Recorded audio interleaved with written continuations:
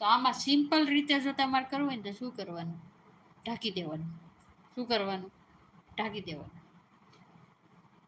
ઢાંકી દેવાની સિસ્ટમ છે બહુ સરસ છે. એક પદ ઢાંકી ગયો ને એટલે બીજું પદ તમને ઓટોમેટિક મળી જાય. શું થાય? મળી જાય. હવે તમે એમ કહો ઈ કઈ રીતે મળશે? તો કે આપણે એ ગોતવો છે બરાબર. આપણે પેલું પદ લખી નાખીએ એ બી અને સી. હવે તમારે એ ગોતવો છે. કેટલો ગોતવો? એ. તો આ ત્રણને સંતાડી દેવાનું. શું કરવાનું? સંતાડી દેવાનું. શું કરવાનું? તો કે કેટલા થયા? તો કે 7 દુ ને 8. કેટલા થાય?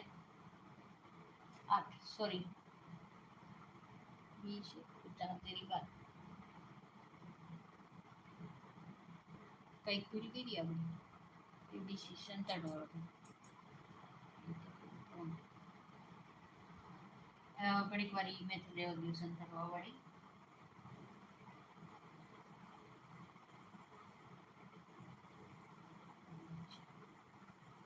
આપણે પેલા ઓલી રીતે જોઈ લઈએ.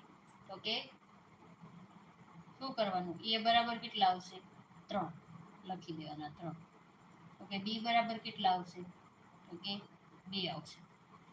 પછી આ પદને 2 વાર લેવાનું. વચ્ચે છે 2 વાર લેવાનું. કેટલી વાર લેવાનું? 2 વાર. તો કે આની વહીવટ પૂરો થઈ ગયો એક વાર. તો આને ભૂલી જવાનું. હવે ઢાંકી દેવાનું. આને ભૂલી જવાનું. શું કરવાનું? ભૂલી જવાનું. હવે પાછું જોવાનું. તો કે બી બરાબર કેટલા છે? તો કે 4. તો કે અહીં લખવાના. આને ભૂલી જવાનું ઘડીક વાર ઈ પદ. અને અહીંયા સી બરાબર કેટલા લેવાના? તો કે અહીં કેટલા આવશે? તો કે 3 આવશે. કેટલા? 3.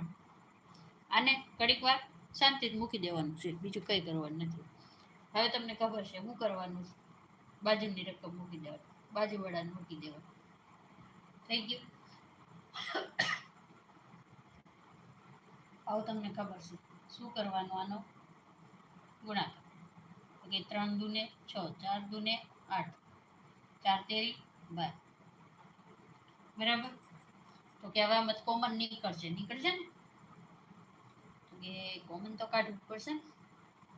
તો કે શું કરવાનું? તો કે આમાં કેટલા કોમન નીકળશે? તો કે આમાં 2